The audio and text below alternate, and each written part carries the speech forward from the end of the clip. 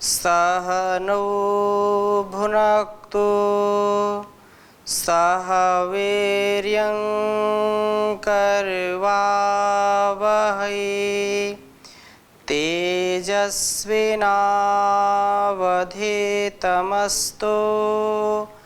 मा विद्विषावहै। ओम शांति शांति शांति। वैदिक जीवन पद्धति की इस कक्षा में आप सबका हार्दिक स्वागत है, अभिनंदन है। ऋग्वेद के मंत्रों का स्वाध्याय हम कर रहे हैं और बहुत ही सुंदर मंत्रों का यहाँ पर स्वाध्याय, उनका पढ़ना पढ़ाना सुनना सुनाना, ये जो पारायण चल रहा है, बहुत दिव्य दृष्टि के लिए, दिव्य सृष्टि के लिए, दिव्य जीवन के लिए, दिव्य जगत के लिए बहुत ही महनीय ज्ञान है वेदों का ज्ञान। अतः इसको समझने और सुनने से हमारे स्वभाव में परिवर्तन आता है और स्वभाव एक दिन का ही नहीं होता है। स्वभाव हमारे संसार के जो व्यवधान है उनका समाधान भी बनता है। व्यक्ति का जैसा स्वभाव होता है वैसा ही उसका कृतित्व व्यक्तित्व होता है और जैसा कृतित्व व्यक्तित्व होता है स्वभाव वैसे निर्मित होता है, संस्कार वैसे निर्मित होते हैं।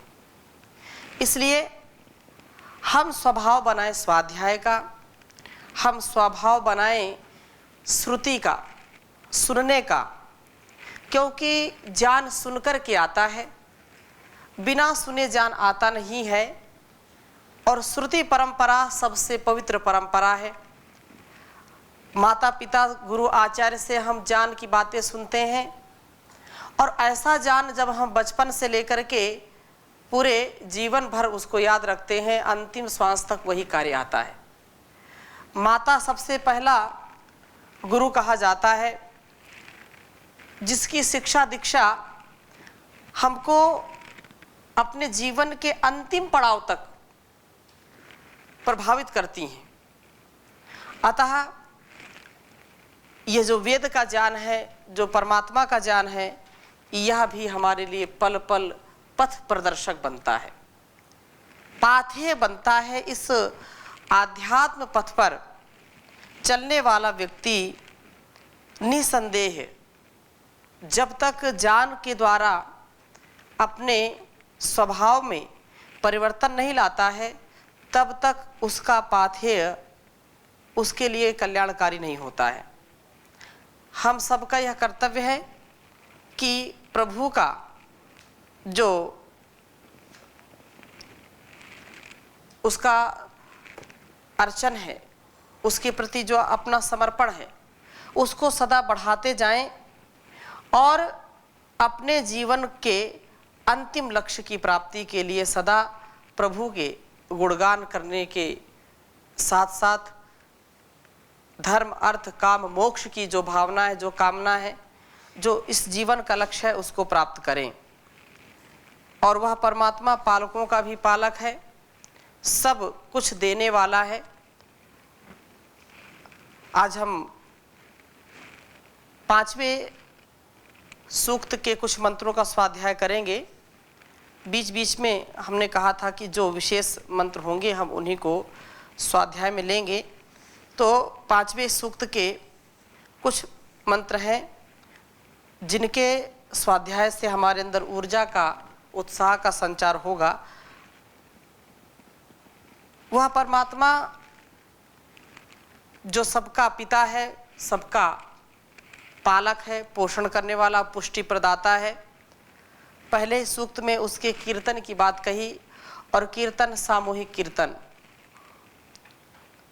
वेद मंत्र कहता है, इसको मैं आपके समक्ष लिखता हूँ, फिर इसकी चर्चा करता हूँ।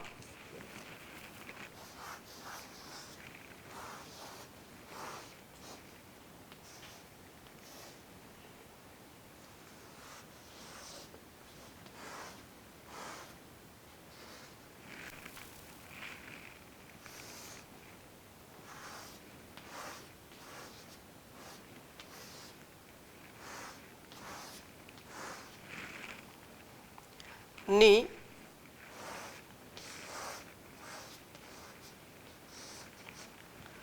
आत्वेतानि सीदन्तेन्द्रम् अभि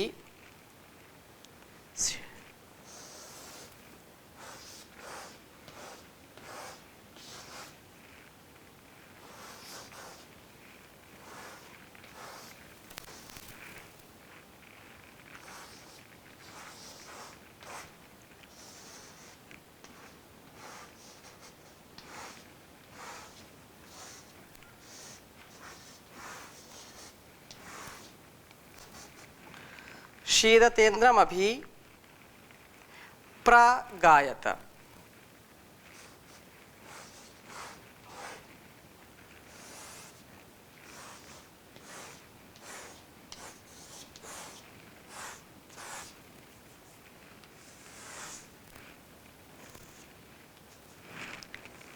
गायत सखायः स्तोम वाहसः।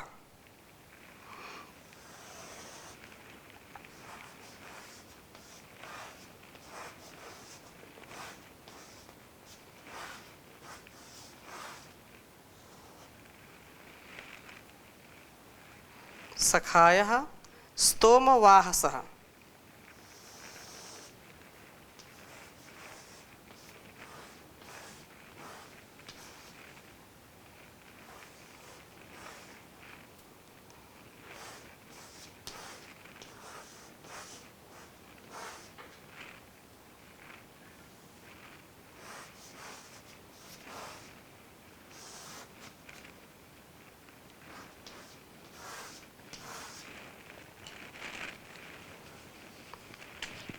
उच्चारण करेंगे। ओम आत्वेतानि शीदन्तेन्द्रम् अभि प्रगायत सखायः स्तोम वाहसः। ओम आत्वेतानि शीदन्तेन्द्रम् अभि प्रगायत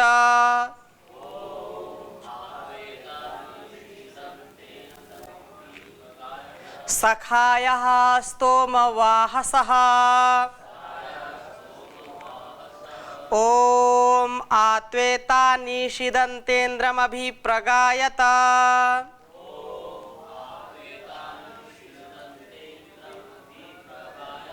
सखायः स्तोम वाहसः।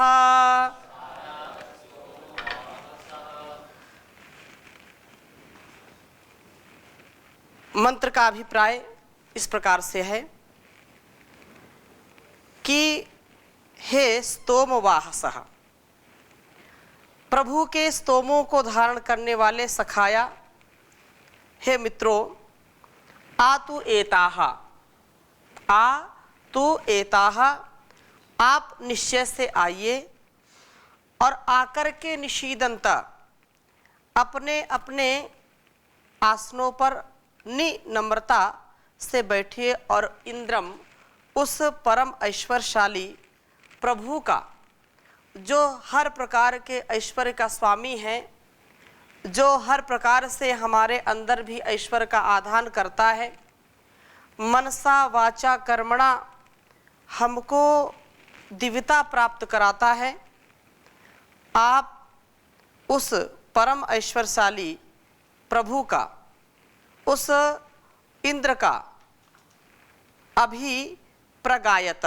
गायन करिए।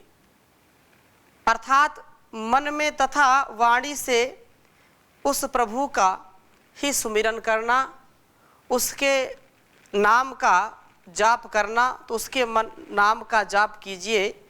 स्तोम वाहसा शब्द प्रभु के स्तवनों को अपनी क्रियाओं में अनुदित करने वालों को संकेत कर रहा है। अर्थात हे दयालु शब्द से यह प्रभु का स्मरण करते हैं और दयालु बनने का प्रयत्न करते हैं, क्योंकि वह सखाया, यह सखाया शब्द यहाँ पर आया है। सखाया स्तोम वाहसः, सखाया शब्द इनके तुल्य विचारधारा वाला होने का उल्लेख कर रहा है। ऐसे ही जो व्यक्ति मिलके आसनों पर बैठ करके प्रभु का जो सुमिरन है, प्रभु के नाम का कीर्तन है, उसका गायन करते हैं। यह प्रभु गायन मनुष्य के जीवन को दीप्त करने का, उसको प्रकाशित करने का कार्य करता है। इसकी मित्रता का मूल सम्मिलित प्रभु स्तवन में होता है। यह कितना सुंदर आधार है प्रभु गायन से। सबसे महान परिणाम तो यही है कि हम अपने सब सफलताओं में प्रभु का हाथ देखें, सब कार्यों को प्रभु की शक्ति से होते हुए अनुभव करें और विजय के अभिमान में जो है कभी भी हम भटक न जाएं। वेद मंत्र का जो आशय है कि हम जो अपने जीवन में जो भी ज्ञान विज्ञान से आगे बढ़े हैं, चाहे छोटे हों बड़े हों, सबका यह कर्तव्य है कि उस परमात्मा की महिमा का गुणगान करें, मिलजुल करके ईश्वर की स्तुति प्रार्थना उपासना करें। इससे क्या होगा? इससे स्तुति प्रार्थना उपासना करने से, उस प्रभु का गुणगान करने से हमारे अंदर उत्साह आता है। और जब जो हमसे किसी भी क्षेत्र में बढ़े होते हैं, जो वरिष्ठ होते हैं, जब वो आकर के बैठते हैं, स्वयं उस ईश्वर का गुणगान करते हैं, चिंतन करते हैं, मनन करते हैं, तो उसका प्रभाव दूसरों पर पड़ता है, छोटों पर पड़ता है, और वो भी उसके लिए प्रेरित होते हैं। प्रभु की भक्ति के रंग में सब रंगने का प्रयास करते हैं। इसलिए यहाँ पर सामूहिक संकीर्तन की बात कही है। सामूहिक संकीर्तन से कृतज्ञता आती है, आदर बढ़ता है, श्रद्धा और भक्ति बढ़ती है। इसलिए यहाँ पर हम प्रतिदिन सम्मिलित होकर के प्रभु का गुणगान करने के शील वाले बने। ऐसा स्वभाव जो प्रभु की भक्ति में सन करके, इतने बहुत संस्थाएं भी हैं और बहुत लोग होते हैं। ये प्राचीन काल से यह परंपरा है कि प्रभु का गुणगान करना, चिंतन करना, उनका ध्यान करना, स्तुति गान करना। तो ऐसे करने से एक तो हमारे जीवन में जो दुख होते हैं वो भी हमारे ऊपर प्रभाव नहीं डाल पाते हैं। हमारे अंदर पॉजिटिविटी का संचार होता है, सकारात्मकता का संचार होता है, और प्रभु की भक्ति में जब लीन हो जाते हैं तो निसंदेह ऐसे दुख, ऐसे कष्ट, ऐसी पीड़ाएं जो हमको दबोच लेती हैं, हमको निराश हताश कर देती हैं, हम उससे ऊपर उठ जाते हैं। तो ये जो वैदिक प्रार्थना है, वैदिक प्रार्थना में भी यह संकेत हमको मिलता है, यह संदेश मिलता है कि हम जो इस संसार में श्रेष्ठ ज्येष्ठ हैं, जो स्तुति करने वाले हैं, उनमें सखा का भाव हो, मैत्री का भाव हो, और मैत्री के भाव के साथ साथ एक दूसरे के प्रति जो परस्परता है, मैत्री तभी होती है, स्नेहन तभी होता है कि उनको हम मिला करके अपने जीवन में आगे बढ़ने का प्रयास करें, तथा उस ईश्वर भक्ति से, उसके गुणगान करने से हमारे अंदर सद्विवेक की जागृति होती है। सद्विवेक से, सद्ज्ञान से, सद्व्यवहार से हम इस संसार में शुभ ही शुभ कर पाते हैं। अशुभ में हमारी प्रवृत्ति नहीं होती है, हम शुभ का आधान करते हैं। तो ऐसा जो करता है, ऐसी प्रार्थना से युक्त होकर के व्यक्ति वास्तव में सचमुच उसका जीवन धन्य हो जाता है। जी, स्वामी जी कुछ प्रश्न पूछ रहे हैं? जी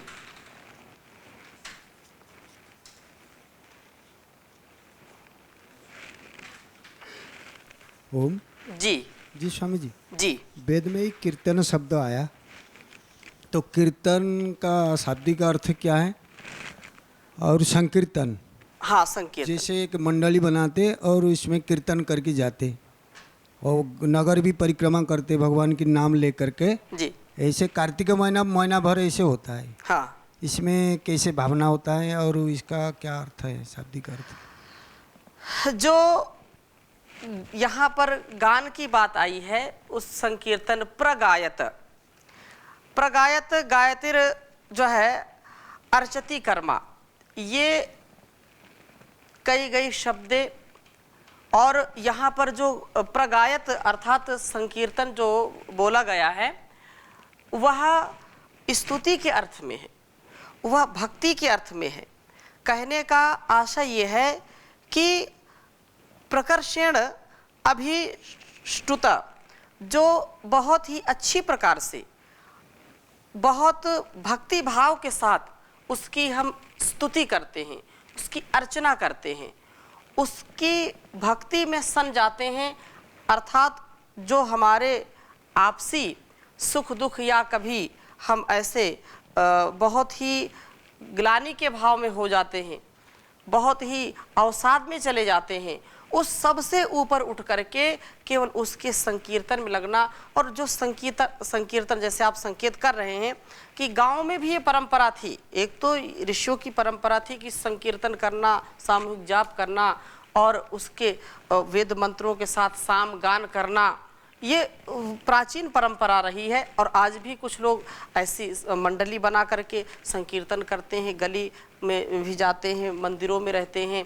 तो उससे क्या है, आप देखिए कि ऐसे जो संकीर्तन करने वाले लोग हैं वो कभी अवसाद में नहीं जाते और उनके अंदर प्रेम भक्ति ज़्यादा होती है, स्नेह भी होता है। लेकिन उनको आप कुछ लोग इसका दिखावा भी करते हैं, वो दिखावे की बात यहाँ पर नहीं है, ये सच्ची भक्ति की बात है और फुहड़ता की भी बात नहीं है। कुछ लोग इसको गलत अर्थ में भी लेते हैं।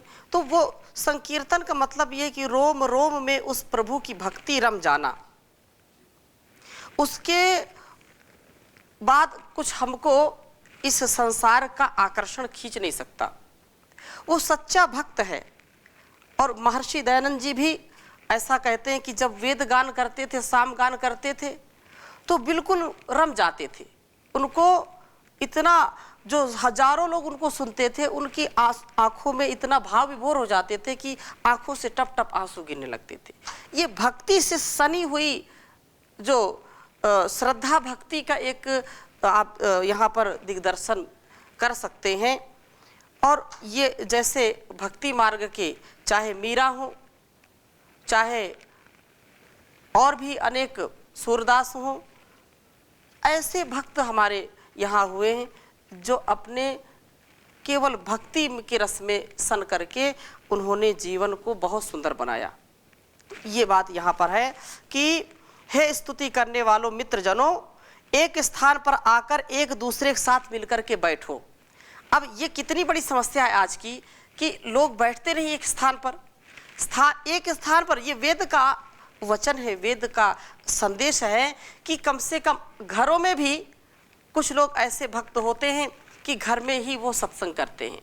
घर में भी कभी कभी पूरा परिवार मिलकर के बैठता है और देखो उस समय सब कुछ भूल जाते हैं, सब कुछ उस परमात्मा की शरणागति को प्राप्त होकर के सब कुछ उसी को अर्पण करते हुए विशेष भक्ति करते हैं। तो ये बात यहाँ पर कही कि हे स्तुति करने वालों, जो यहाँ पर आओ, शीघ्र ही यहाँ पर आकर के परमात्मा की स्तुति करो, उस परमात्मा की भक्ति करो।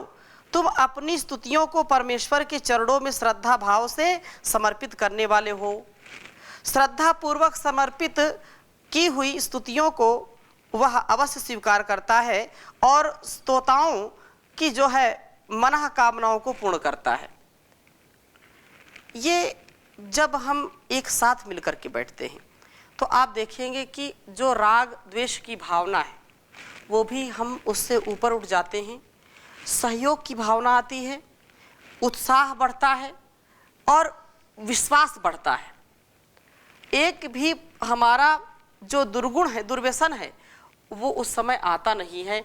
इसलिए आप यहाँ जो वेद का आशय संदेश है यहाँ पर प्रगायत गायतिर अर्चति कर्मा, कि हम जो है उसका खूब गान करें, उसकी खूब जो है स्तुति करें, उसका जो है महिमा का हम विशेष स्तुतियों को पहुँचाने वालों स्तोम वाहसा, स्तोम नाम इंद्रम प्रति प्रापयितारः स्तोतारः इत्यर्थः का।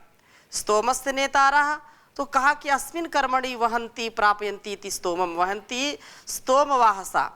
जो उस परमात्मा की विशेष भक्ति के लिए अपने को लगाना चाहते हैं, उनका ये कर्तव्य है कि वो समूह में ईश्वर की स्तुति प्रार्थना उपासना करें और उसके गुणगान से अपने को महान बनाएं, अपने जीवन को बहुत सुंदर बनाएं, क्योंकि उसका गुणगान करने वाला व्यक्ति बहुत शीलवान होता है, चरित्रवान होता है, जो सच्ची भक्ति उसकी करते हैं।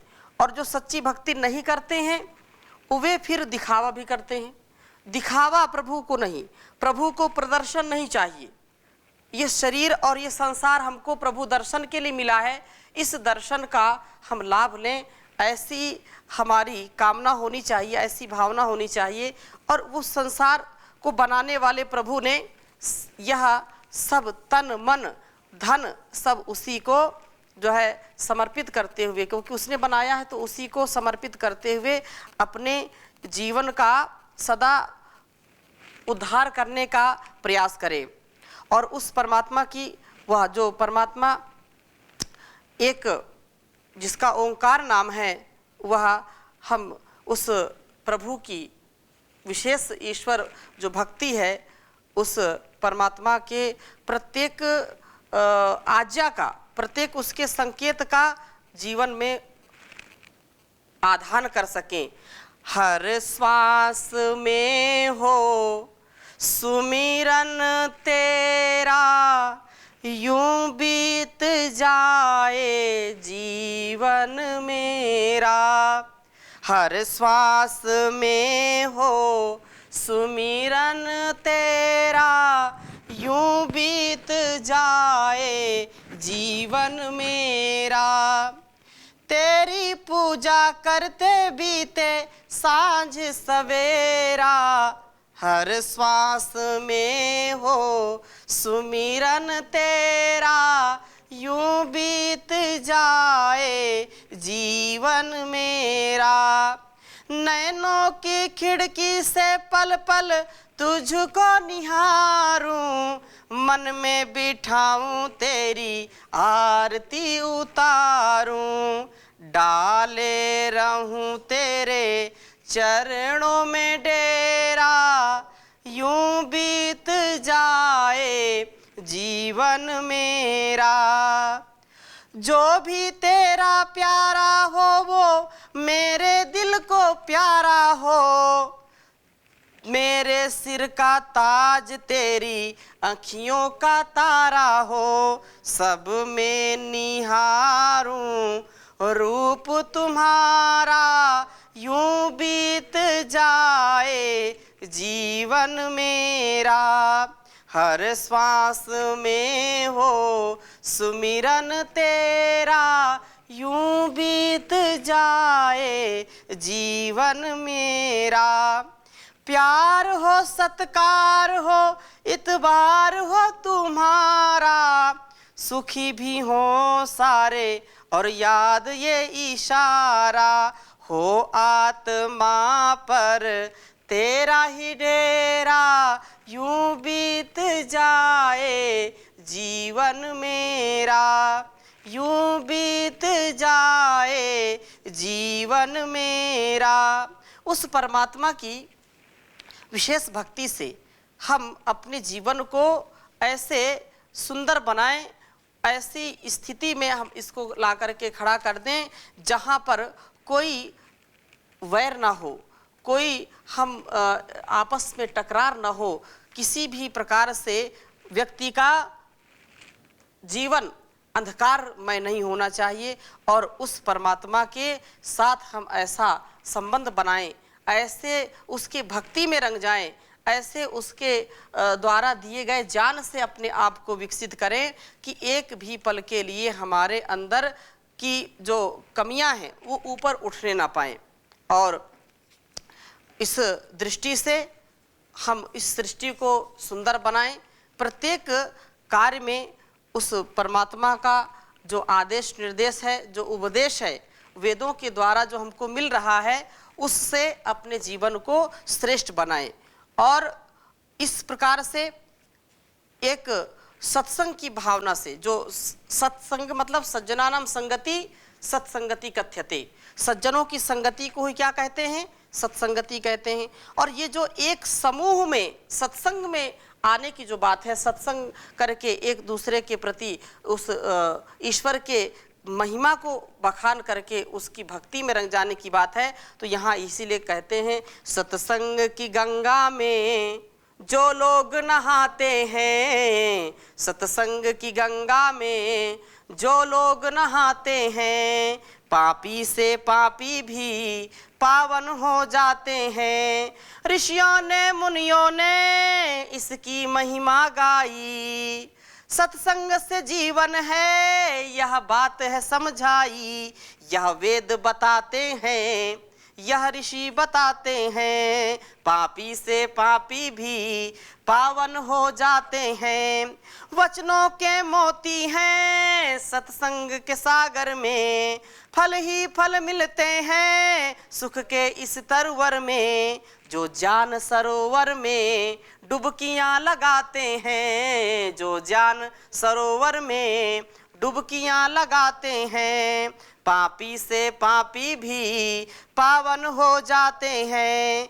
इस तीरथ से बढ़कर कोई तीरथ धाम नहीं, दुख क्लेश का तो संतो यहाँ कोई काम नहीं।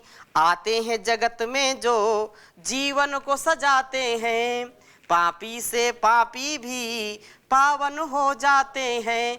तो अनेक प्रकार के लोगों को मिल करके उस ईश्वर की स्तुति प्रार्थना उपासना करनी चाहिए, विशेष उसकी भक्ति करनी चाहिए, उसकी अर्चना करनी चाहिए। आज के इस वेद मंत्र में हमको यह शिक्षा मिली है कि घर में हो या बाहर हो, परिवार में, समाज में, हर स्थान पर उस ईश्वर का गुणगान करने से आपसी जो प्रेम है, सौहार्द है, वो भी बढ़ता है, उत्साह बढ़ता है। इसलिए भक्ति करें, उस ईश्वर का गुणगान करें और सदा उसके अमृत पान से, जान से अपने जीवन को महान बनाने का परम कर्तव्य निभाते जाएं।